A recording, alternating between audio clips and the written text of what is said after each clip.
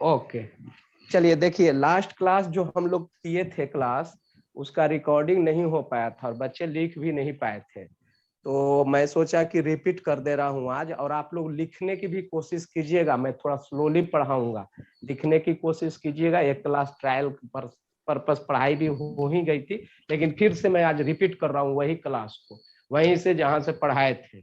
ठीक है, तो हमने पहला स्टार्ट किया था theory, Prevost theory. Prevost theory of heat exchange, heat exchange. सब लोग लिखेंगे भी, कोशिश करेंगे लिखेंगे, ऐसे तो रिकॉर्डिंग कर रहे हैं विनीत जी। तो इसमें कहा गया था कि all body can emit heat और एंड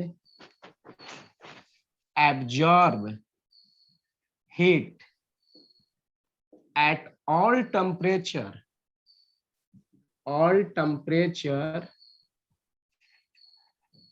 except 0 Kelvin,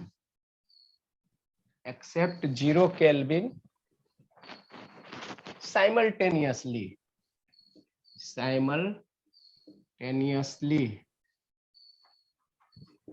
ये थ्योरी था इनका। इसी के बेसिस पे हम लोग देखे थे rate of dq by dt की। इफ 3 पॉइंट निकला था, dq बाई dt इमिशन का अगर ज्यादा बड़ा होगा dq बाई dt एब्जॉर्प्शन से, तो इसका इफेक्ट होगा temperature of body increases.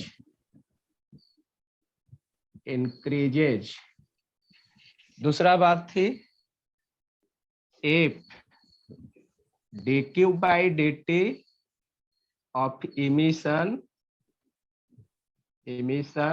Less होगा dq बाई dt एब्जॉर्प्शन से। यहाँ इंक्रीजेज नहीं, डिक्रीजेज, इमिशन हो रहा है ना, डिक्रीजेज। तो टेम्परेचर ऑफ बॉडी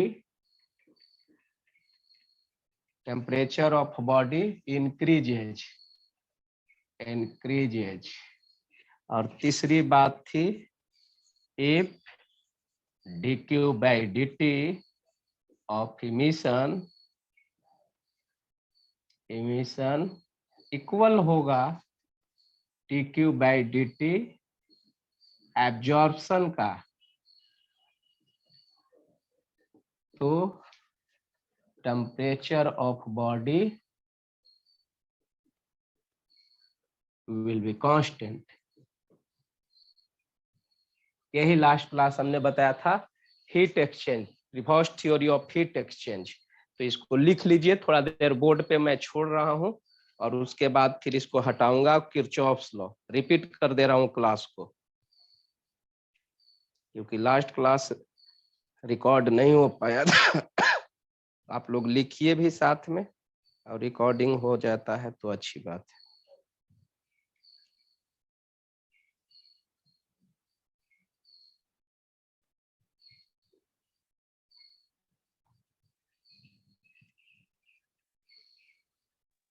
आवाज आ रही है ना हमारी सबको? गुड, लिख लीजिए इसको। रिपीट कर रहा हूँ क्लास को, ऑलरेडी एक बार पढ़ा चुके हैं हमने इसको, ताकि आप लोग का जो मिस किया, नहीं लिख पाए थे, वो ठीक से लिखा जाए। तो इसको हटाऊं?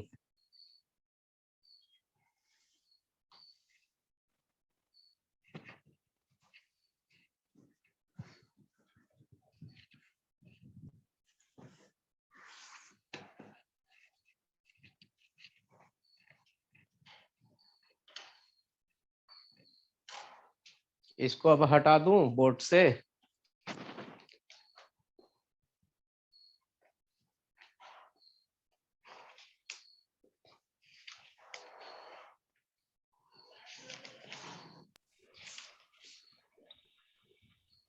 Yes, okay.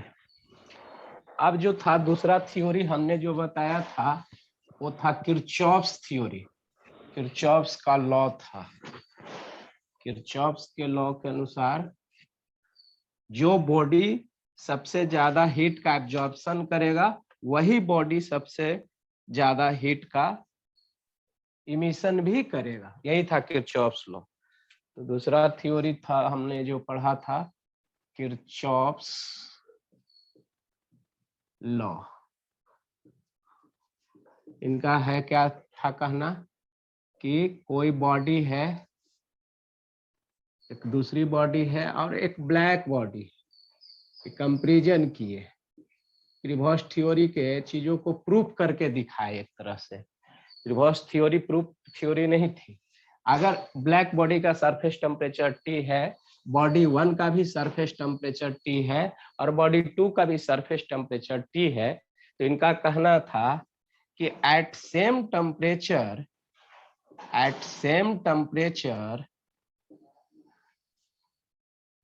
at same surface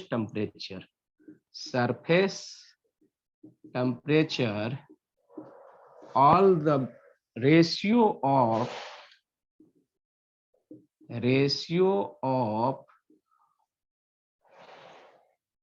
emissive power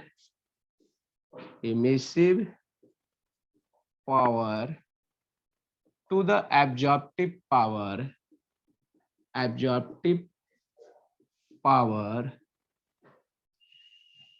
at same surface temperature, ratio of emissive power to absorptive power for all surfaces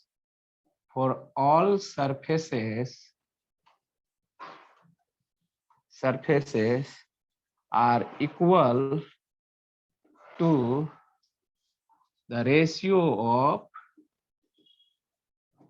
emissive power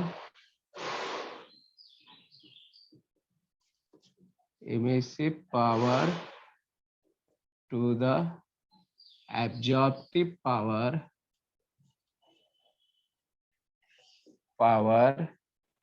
of black body।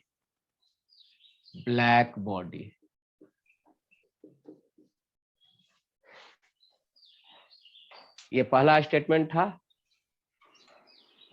इनका। इस स्टेटमेंट को इन्होंने फिर प्रूफ करके दिखाया कि कैसे होगा। ऊपर लिख लिए होंगे तो हटा देता हूं।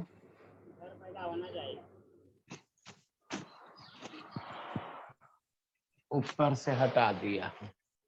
अब क्या है कि रेशियो ऑफ इमिसिव पावर, तो E/A ऑफ बॉडी 1 इक्वल होगा E/A, ये जो स्टेटमेंट है उसी चीज को लिखा जा रहा है, to E/A of black body. But for black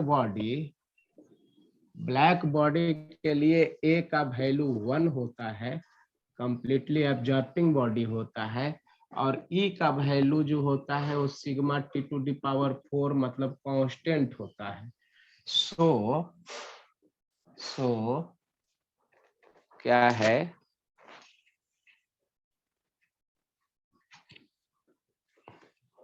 रहने, so E/A equal to E of black body. और ब्लैक बॉडी का E/A तो कांस्टेंट हो गया, तो ये कांस्टेंट, और यहां से more precisely E of lambda by A of lambda constant, और this implies E of lambda directly proportional to A of lambda. यही प्रूफ हुआ था किरचॉफ्स लॉ में। ये था किरचॉफ्स लॉ। यहाँ से नीचे statement, a good emitter is also a good absorber, यही उन्होंने प्रूफ करके दिखा दिया था। पिरभॉस थ्योरी के सपोर्ट में ये था काम कर रहा। A good observer is good emitter.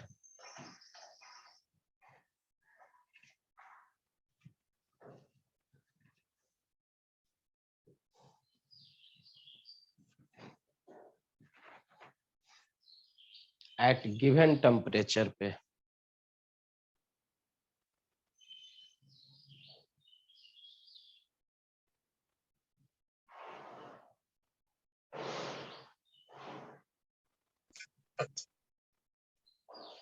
तो यहाँ से हम स्टेटमेंट लिख सकते हैं, ऊपर से हटा रहा हूँ, ऊपर वाला पोर्शन हटा रहा हूँ।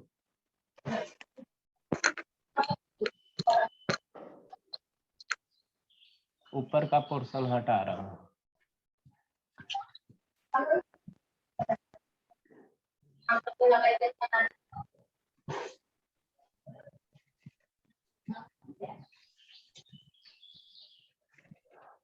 तो कंक्लूजन हुआ, at given temperature a good observer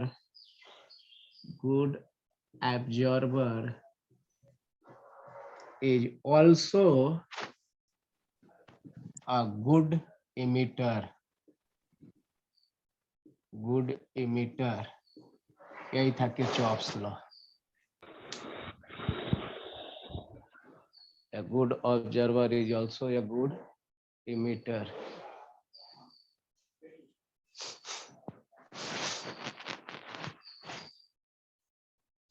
और इसके बाद जो हम लोगों ने क्लास किया था लास्ट वाला, वो था स्टीफेंस लॉ।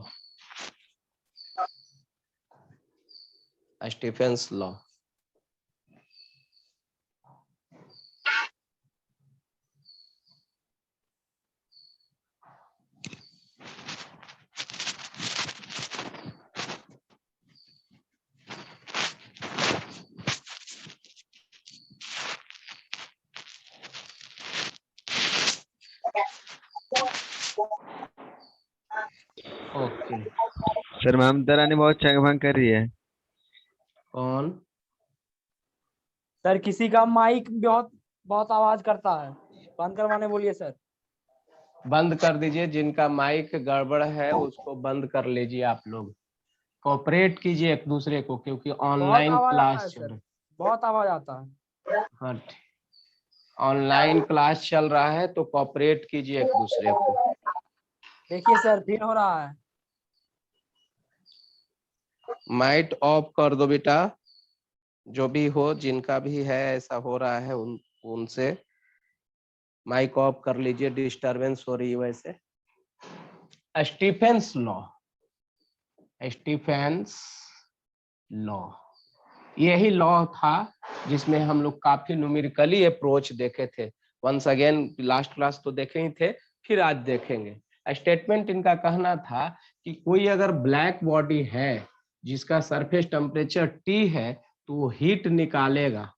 हीट जो निकालेगा इमिशन करेगा, और इमिशन जो करेगा तो उसका उन्होंने लॉ दिया था। कैसे दिया कि eight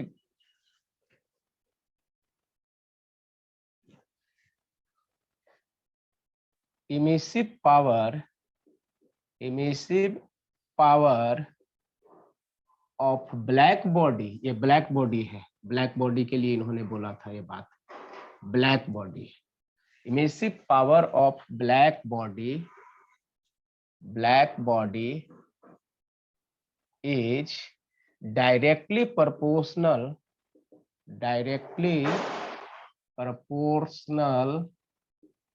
proportional to fourth power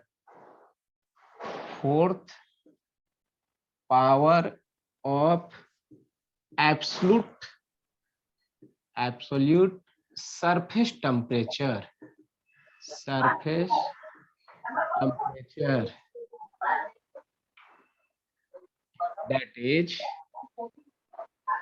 is E of black body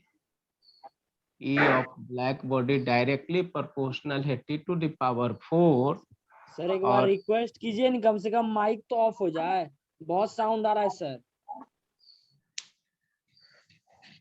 बाबू आप जो भी है, आप अपना माइक ऑफ कर लीजिए। किनके तरफ से, जिसके तरफ से इन से ये चीज हो रही है, आवाज आ ममता रही जी। है। ममता नाम है। कोई गर्ल्स है सर, कोई गर्ल्स है। ममता, ममता आप अपना माइक ऑफ कर दीजिए। आप अपना माइक को ऑफ कीजिए, क्लास डिस्टर्ब मत कीजिए। क्लास डिस्टर्ब मत कीजिए। 1 घंटे का क्लास है, फिर से सर का क्लास है, उपाध्याय सर का क्लास है। मैं चाहता हूं कि जो लास्ट पढ़ाया था उसका प्रॉब्लम बना सके बच्चे, इसलिए रिपीट कर रहा हूं और लिखवा भी रहा हूं। ये दूसरी बात, आप मजाक मत बनाइए क्लास को। Black body directly proportional to the surface temperature power 4। अब ब्लैक बॉडी के लिए ये है, तो ब्लैक बॉडी और प्रोपोर्शनलिटी कांस्टेंट हटाएंगे तो equal sigma T to the power 4। ये लॉ था, इसी लॉ पे सारा कहानी है रेडिएशन का, न्यूमेरिकली इसी पे है सारा कहानी। ठीक है। अब जो ये सिग्मा है, सिग्मा इसको स्टीफन कांस्टेंट कहते हैं, स्टीफेंस कांस्टेंट, और इसका वैल्यू होता है 5.67 इंटू 10⁻⁻8 वाट। वाट, ये वाट, इसका यूनिट था वाट पर मीटर स्क्वायर।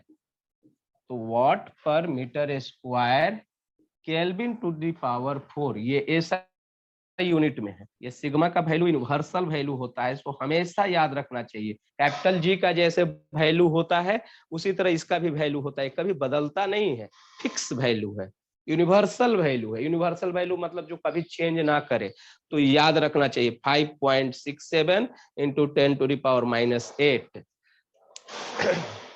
लिखते भी जाएंगे आप लोग। लिखने से क्या है ना कि हम थोड़ा सा क्लास भी आज तेजी से ले रहे हैं, क्योंकि पढ़ाया हुआ चीजें हैं, रिपीट कर रहा हूँ। इसमें काफी न्यूमेरिकल अप्रोच है। अभी अभी तो स्टार्ट ही हुआ है स्टीफेंस लॉ। तो मैं ऊपर से हटा रहा हूँ, ऊपर से पोर्शन को हटा रहा हूँ।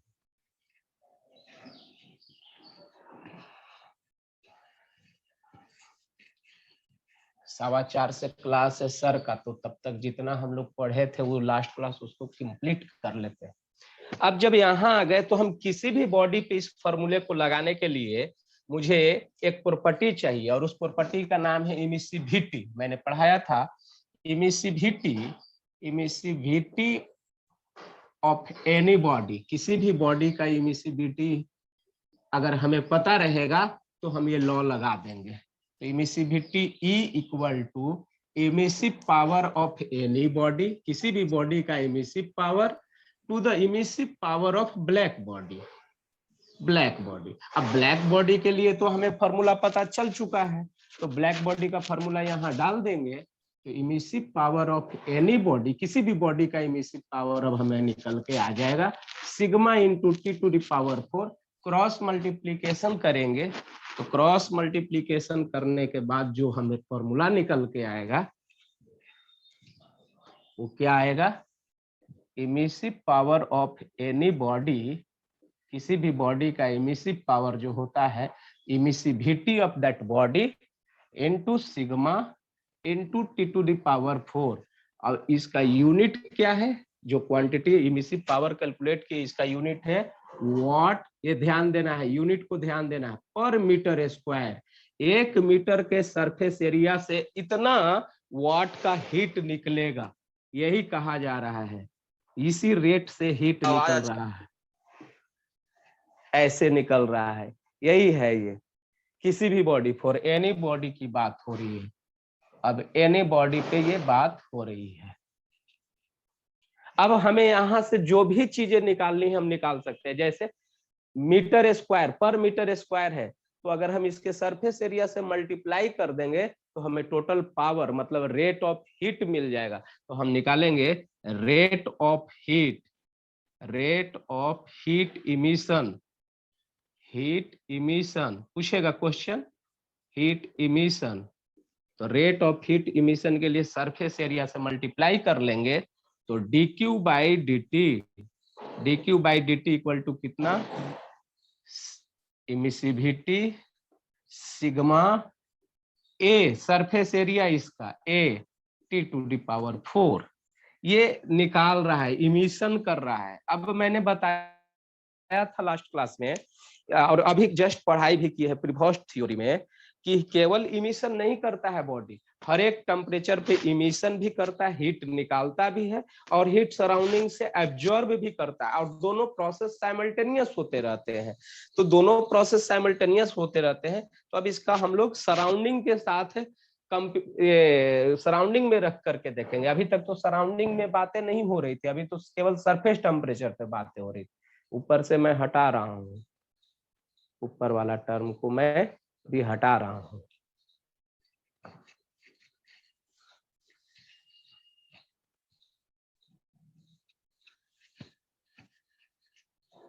तो नाउ अब इसको एक ऐसा इनक्लोजर में रखते हैं जहां का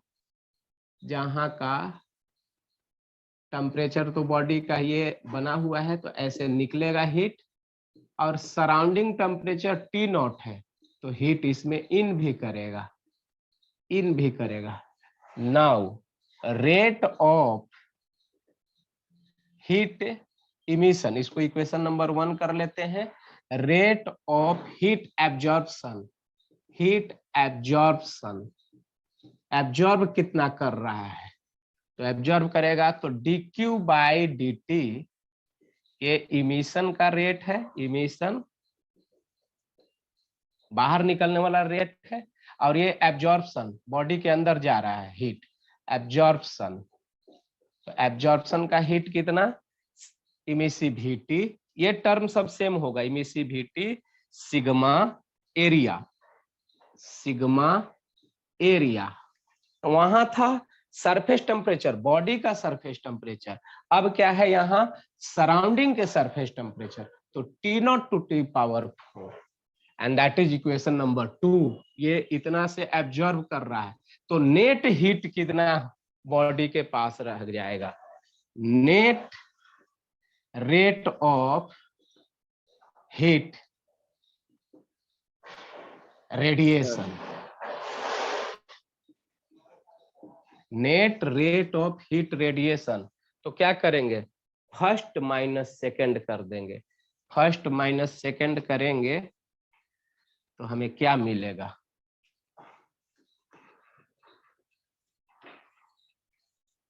this implies first minus second, तो यहां से मिलेगा नेट रेट मिल गया हमें dq बाई dt। अगर सरफेस टेम्परेचर के साथ साथ सराउंडिंग टेम्परेचर भी प्रॉब्लम में दिख जाता है आपको, तो ये फॉर्मूला काम करेगा, इमिसिविटी सिग्मा एरिया T का पावर 4 माइनस T नॉट का पावर 4। T जो है बॉडी का सरफेस टेम्परेचर है, T नॉट जो है सराउंडिंग का सरफेस टेम्परेचर। तो जब भी अगर प्रॉब्लम में आपको सराउंडिंग का टेम्परेचर भी दे रहा है, तो आप समझिए कि आपको net rate of heat calculation करना है, ये नेट है। यही फॉर्मूला लास्ट क्लास हम लोग ड्राइव किए थे, इसको ये में। अब यहाँ से रेट ऑफ कूलिंग निकाला जाता है, रेट ऑफ कूलिंग, चूंकि नेट रेट ऑफ हीट का इमिशन का आदान प्रदान हो रहा है, तो बॉडी ठंडा होगा। जैसे मैंने समझाया था क्लास करते समय कि चाय जब आती है वो गर्म रहती है, तो लोग रख देते हैं थोड़ा देर के लिए, तो धीरे धीरे ठंडा हो रहा है। तो किस रेट से ठंडा हो रहा है, रेट ऑफ कूलिंग, ये चीज है। तो रेट ऑफ कूलिंग हम लोग देखेंगे अगला स्टेप में, इसी चीज को अब रेट ऑफ कूलिंग में लेकर के जाएंगे।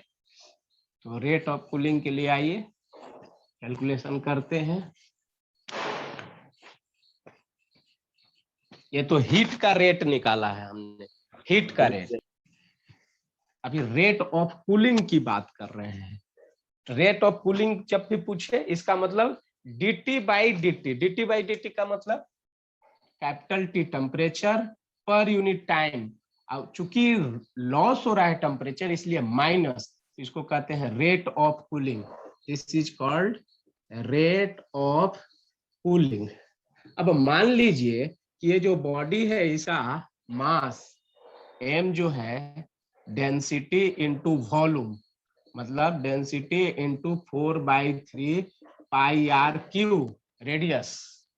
ये स्फेरिकल बॉडी अगर हम मानते हैं, तो स्फेरिकल बॉडी के लिए मास और c जो है फॉर बॉडी, बॉडी के लिए हम रेट ऑफ कूलिंग कैलकुलेट करने जा रहे हैं, तो बॉडी के लिए मास की जरूरत पड़ेगी और स्पेसिफिक हीट ऑफ बॉडी, ये दोनों की जरूरत पड़ेगी। तो हम कैलकुलेट कर लेंगे रेट ऑफ हीट इमिशन। कैसे? dq by dt equal to calorimetry वाला फॉर्मूला mc dt, यहाँ रेट ले लिए हैं तो यहाँ भी रेट लेंगे t माइनस साइन के साथ, और ये फॉर्मूला 3 वाला फॉर्मूला इक्वेशन नंबर 3 को इक्वेट कर लीजिए फ्रॉम इसके जस्ट पहले वाले इक्वेशन के साथ previous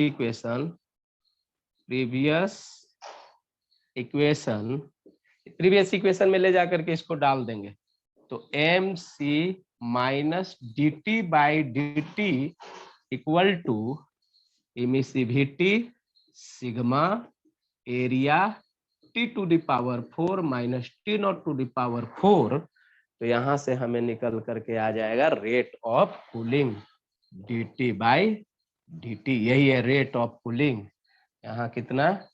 emissivity sigma area divided by M C, ये पूरा का पूरा constant T to the power 4 minus T naught. अब यहाँ से बहुत सारा ऑब्जेक्टिव आएगा, बहुत सारे ऑब्जेक्टिव क्वेश्चन तैयार होते हैं, खास तौर से मेडिकल लेवल का। क्या कह रहा है?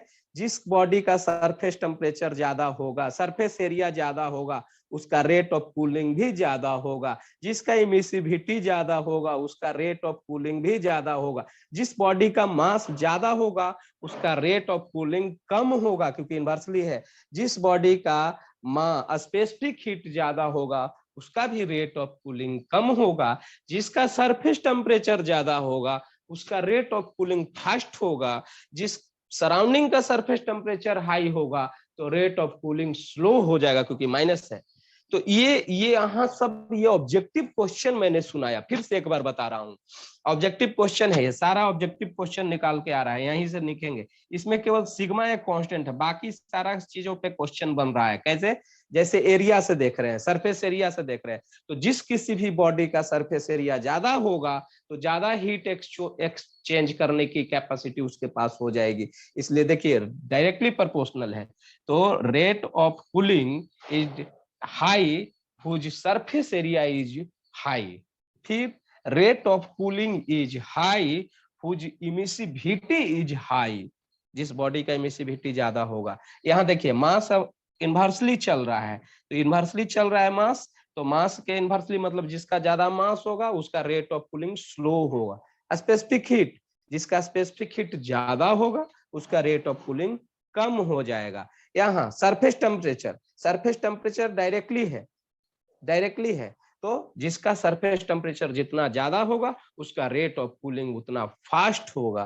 फिर सराउंडिंग टेम्परेचर बढ़ जाता है, तो ये वैल्यू घट रहा है, तो रेट ऑफ कूलिंग घट रहा है। इसका मतलब कि सराउंडिंग टेम्परेचर अगर हाई होगा, तो रेट ऑफ कूलिंग लो हो जाएगा। इस पे काफी क्वेश्चंस मिलेंगे आपको, क्वेश्चन बनाइएगा, डाउट बनेगा, हम क्वेश्चन डिस्कस कर देंगे क्लास में, जैसे पहले होता था वैसे करेंगे। लिख लीजिए इसको पूरा। यही था आपका स्टीफेंस लॉ। इसके बाद हमें बताना है एक विन्स लॉ के बाद न्यूटन्स लॉ ऑफ कूलिंग। तो न्यूटन्स लॉ ऑफ कूलिंग तो अभी तुरंत बताएंगे, क्योंकि ऑलरेडी कूलिंग आ चुका है, यहाँ रेट ऑफ कूलिंग आ चुका है, तो तुरंत अभी हम न्यूटन्स लॉ ऑफ कूलिंग बताएंगे। लास्ट क्लास हम लोग यहीं तक पढ़ाई किए थे, यहाँ तक हुआ था।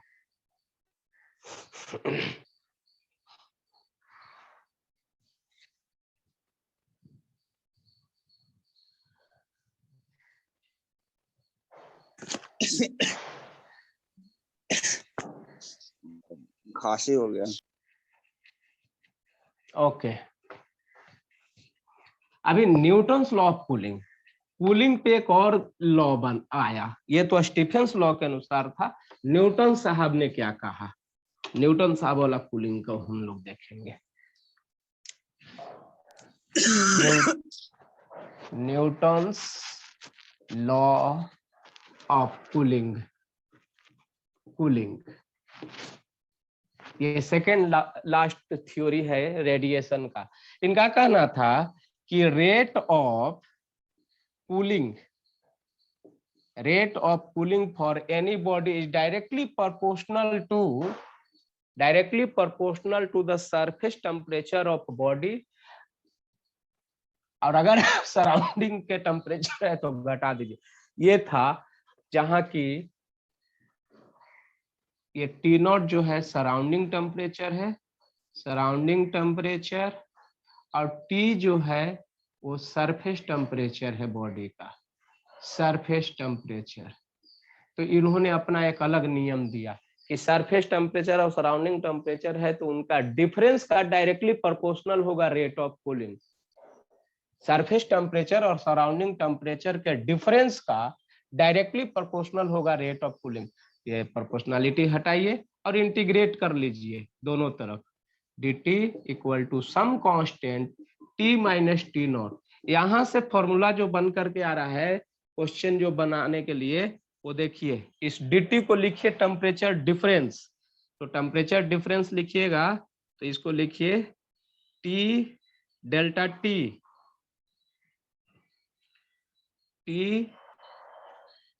आपको रेट निकालना है ना, तो delta t by t minus T not इस तरफ लेकर के आ गया, माइनस को उस तरफ भेज दिया, tt इंटीग्रेट कर लीजिए। इनिशियल टेम्परेचर क्या था t, कब, जब टाइम 0 था। किसी भी टाइम t पे टेम्परेचर क्या होगा, तो मान लिया कि टेम्परेचर ये t इनिशियल कर लीजिए हाई है, t हो गया। इंटीग्रेट करेंगे तो ये लॉगरिथमिक फंक्शन है, तो लॉगरिथमिक फंक्शन है तो ln t minus T not ti minus T not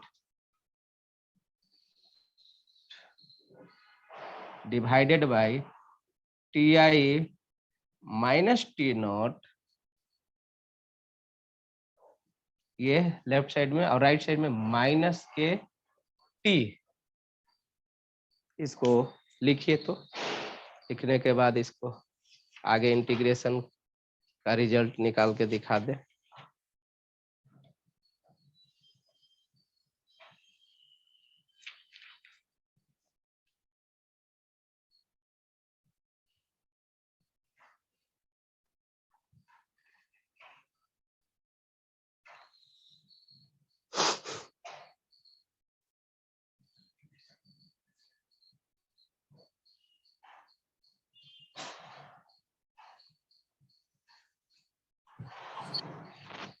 okay, तो इंटीग्रेशन को इस तरफ से रीअरेंज करते हैं हम लोग। यहाँ तक आया। अब इस लॉगरिथमिक फंक्शन को तोड़े तो t minus T naught divided by ti minus T naught equal to e to the power minus of kt। इसको उस तरफ लेकर के जाए, t minus T naught equal to ti minus T naught e to the power minus kt और T naught को उस तरफ, तो टेम्परेचर का इक्वेशन आके मिल गया हमें ti minus T naught e to the power minus kt। ये इक्वेशन है न्यूटन्स लॉ ऑफ कूलिंग का, लेकिन इस इक्वेशन से आपको कोई उतना खास नहीं है, बस फॉर्मूला ध्यान में रखना है। इसका एक ग्राफिकल है अप्रोच, ग्राफ देख लीजिए। इसमें प्रॉब्लम कहाँ आएगा वो हम बताएंगे अब अभी। तो t है, ये टाइम है, initial temperature ti, graph infinite time लेगा गिरने में, सराउंडिंग टेम्परेचर को अटेंड करने में।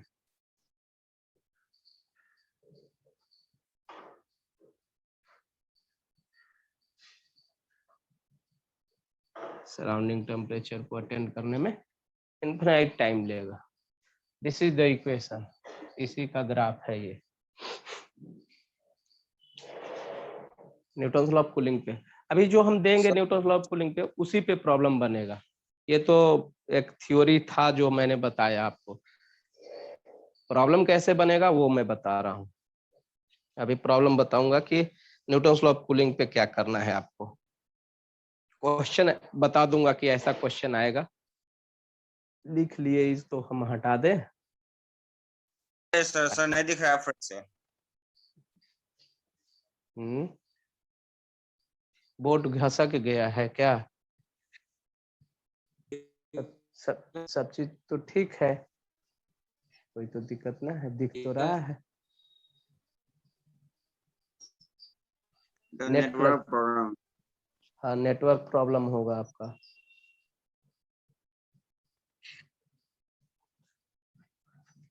अच्छा रिकॉर्डिंग भी हुआ है, रिकॉर्डिंग भी हुआ है। कोशिश कीजिए लिख ले तो ज्यादा बेहतर है, हम इसीलिए रुक जा रहे हैं थोड़ा सा।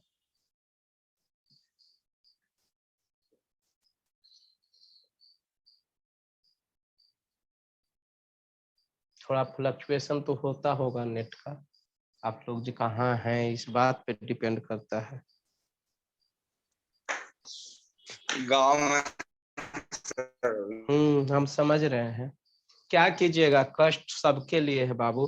अब हम लोग तो किसी ना किसी तरह से इसको कर रहे हैं, कष्ट तो सब लोगों के लिए है ना, क्या करेंगे, कौन चाहता था ऐसा,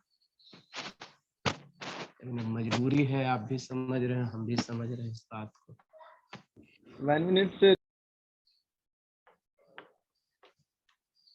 चलिए देखिए, क्वेश्चन जो है ना ये note point important, note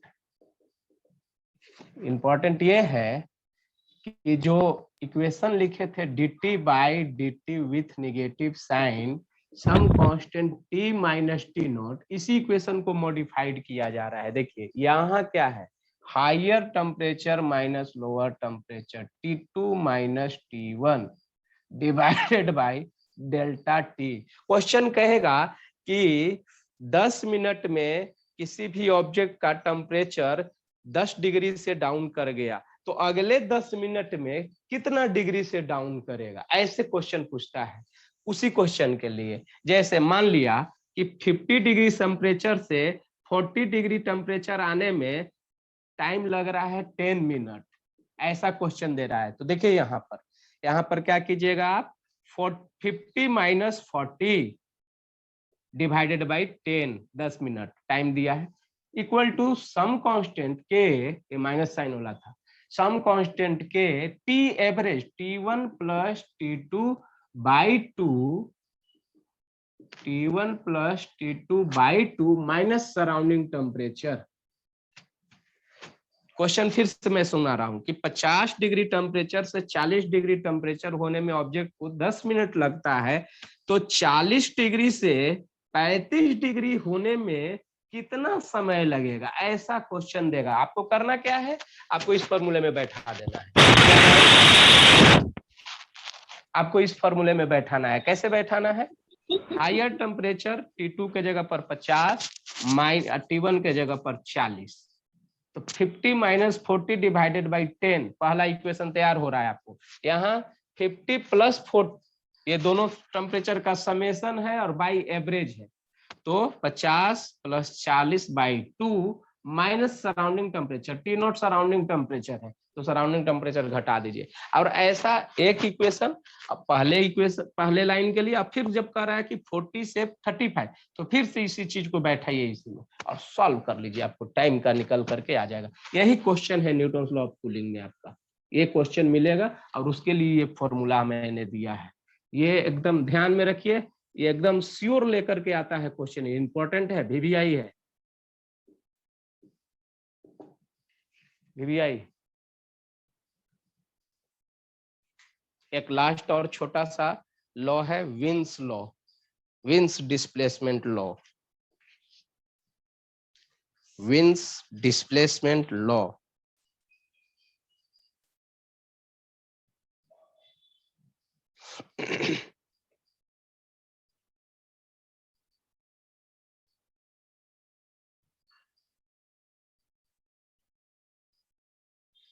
wins displacement law अगला बता दो, wins displacement law.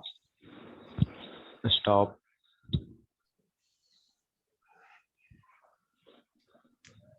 Wins displacement law. भाई Wiens माइक ऑफ कर लेना जिसका भी ऑन है। विंस डिस्प्लेसमेंट लॉ, इनका कहना था, ध्यान से सुनिए बस थोड़ा सा, 10 मिनट का और क्लास बचा हुआ है, रेडिएशन पूरा खत्म हो जाएगा, अगले क्लास में हम लोग क्वेश्चन डिस्कस करेंगे इसका। इनका कहना था, सुनिए थोड़ा सा, इनका कहना था कि जो इमिसिव पावर है, जो इमिसिव पावर है, ये कह रहे हैं कि जो बॉडी का इमिसिव पावर है वो हर टेम्परेचर पे और हर वेवलेंथ पे नहीं है मैक्सिमम, वो एक पर्टिकुलर वेवलेंथ पे ही मैक्सिमम वैल्यू देगा, और वो पर्टिकुलर वेवलेंथ पे जो मैक्सिमम वैल्यू दे रहा है उसी का कर्व इन्होंने ड्रॉ करके दिखाया, एनालिटिकली चीजों को ऑब्जर्व किया लैब में और दिखाया कि जिस जगह पर ये मैक्सिमम वैल्यू होता है वो वेवलेंथ लैम्डा मैक्स कहलाएगा, लैम्डा मैक्स, और इसी लैम्डा मैक्स पे ये वैल्यू मैक्सिमम देगा। और जो टेम्परेचर पे ये कर्व है, ये कर्व तो बॉडी का टेम्परेचर जो था टी, वो टी टेम्परेचर पे ये कर्व उन्होंने बना करके दिखाया, तो बोला कि हर समय ये मैक्सिमम नहीं है, किसी एक पर्टिकुलर वेवलेंथ के लिए मैक्सिमम है, टेम्परेचर कांस्टेंट है, फिर भी हर टेम्परेचर पे अलग अलग रेडिएशन का वैल्यू है। देख रहे हैं ना ग्राफ, जैसे जैसे वेवलेंथ बदल रहा है यहाँ से एनर्जी का ग्राफ बदल रहा है, एक पर्टिकुलर वैल्यू पे ये मैक्सिमम हुआ है और फिर गिरा है।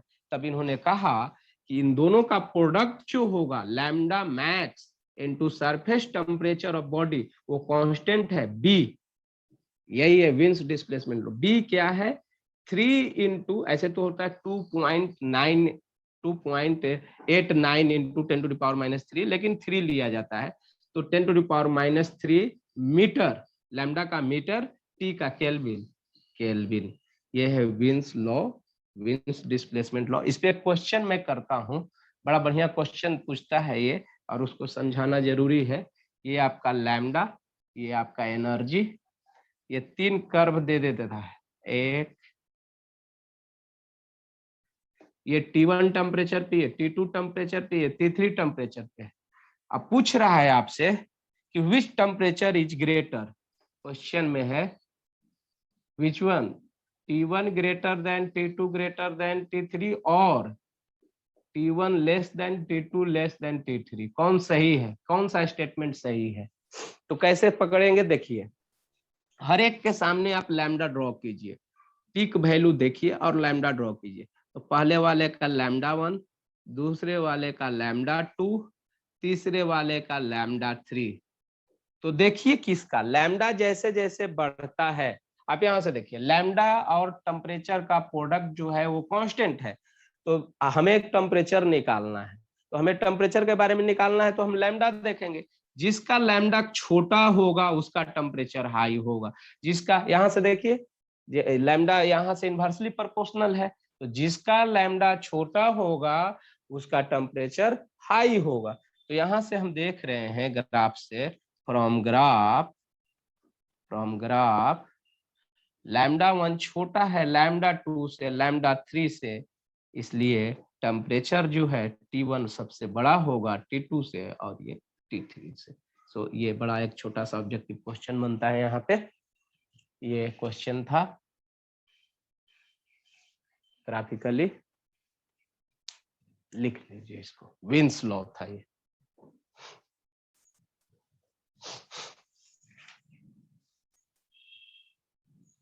एक सोलर कांस्टेंट करके है, सोलर कांस्टेंट में बता दूं,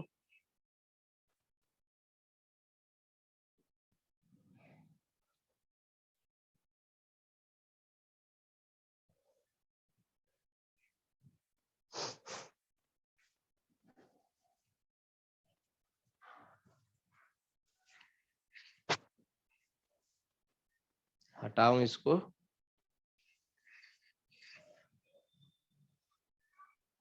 तो सर रुक जाए 2 मिनट सर। हाँ हाँ ठीक, ओके कोई बात नहीं।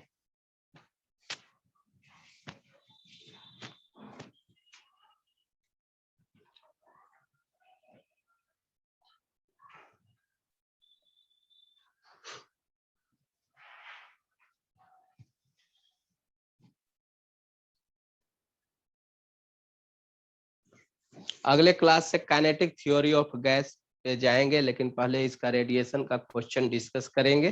तो अगला क्लास सैटरडे को रखे हैं।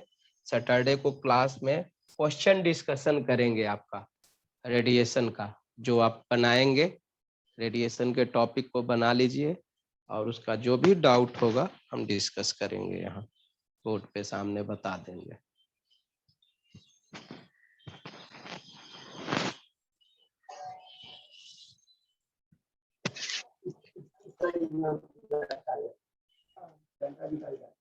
हटा दे रहा हूँ।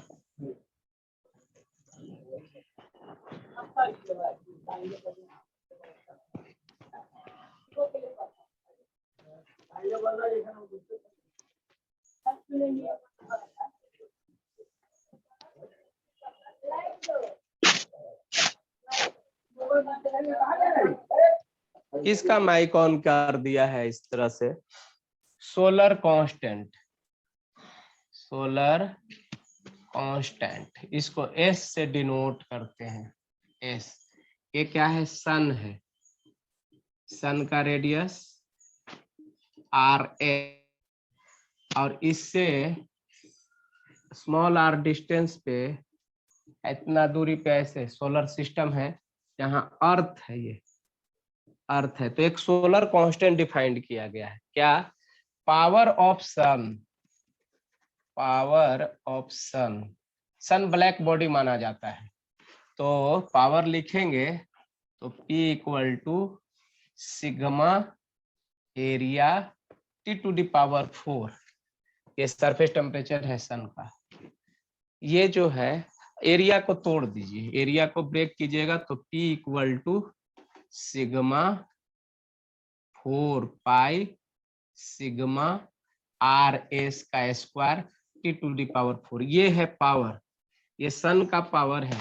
इतना हीट ऐसे ऐसे रेडिएट करके ये और स्पेस में भेजे जा रहा है, इतना भेजे जा रहा है, ऐसे इतने पावर निकल रहा है सरफेस टेम्परेचर से। क्योंकि अभी तो पढ़ लिया स्टीफेंस लॉ, और सन को ब्लैक बॉडी ट्रीट किया जाता है हम लोगों को। ये में सन जो है हमारा वो ब्लैक बॉडी के बराबर होता है। ठीक। अब अर्थ जो रिसीव कर रहा है हीट एनर्जी, अर्थ जो हमारा हीट एनर्जी रिसीव कर रहा है, तो कितना डिस्टेंस पे है? r डिस्टेंस पे। तो यहाँ से ये जो है ये स्फेरिकली है, स्फीयर के रूप में ट्रीट करता है। तो S जो डिफाइंड है, S equal to P/4 pi R²। ये सरफेस एरिया के लिए जहाँ अर्थ बैठा हुआ था, तो अर्थ के लिए सोलर कांस्टेंट डिफाइंड करके आया। S इक्वल टू P का वैल्यू डाल देते हैं, तो 4 पाई से 4 पाई कैंसिल हो जाएगा, सिग्मा RS/R का होल स्क्वायर T⁴। ये है सोलर कांस्टेंट, और इसी से कैलकुलेट किया गया था surface temperature of sun. This imply T equal to S by sigma R/RS का स्क्वायर, और पूरा का पावर 1/4, पूरा का पावर 1/4। ये था सोलर कांस्टेंट। That's all. यही आज थ्योरी था रेडिएशन का complete class. Last class record नहीं हुआ। विनीत जी अगर आप वहां हैं तो ये रिकॉर्डिंग को अब ऑफ कर लीजिए। विनीत जी, विनीत जी,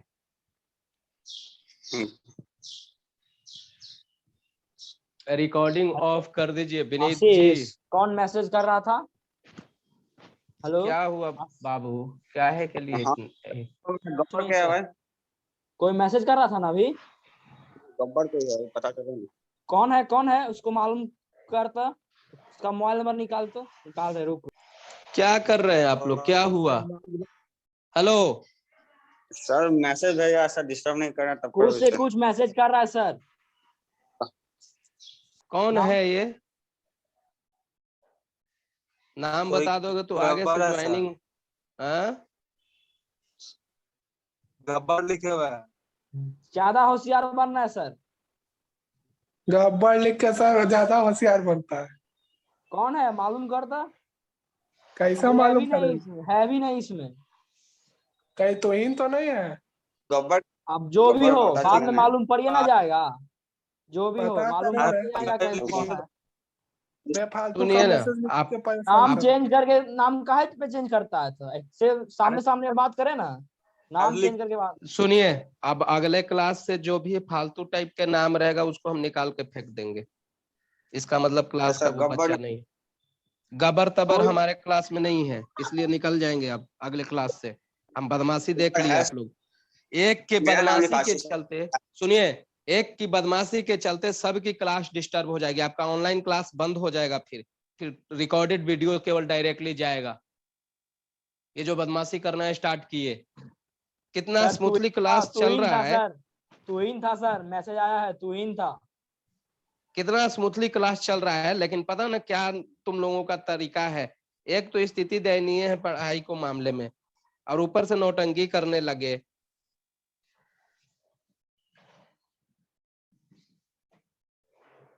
कोई फायदा है इस सबसे? विनीत जी, क्लास को रिकॉर्डिंग को ऑफ कर दीजिए। विनीत जी, विनीत जी लगता है ही नहीं, सुन ही नहीं रहे हैं। सर लगता है हो गया रिकॉर्डिंग होगा ऑन सर। करके चले गए। हाँ, सर हो क्लास गया दिखा होगा सर दीजिए। रिकॉर्डिंग। हम थोड़ा सा उनको कॉल करते हैं, रुको। हाँ sir yes sir. Meeting in कर दीजिए सर। मीटिंग इन कर देंगे शायद डायरेक्टली, तो हो सकता है कि रिकॉर्डिंग जो है वो ना हो पाए। नहीं सर कोई दिक्कत नहीं होता है उससे।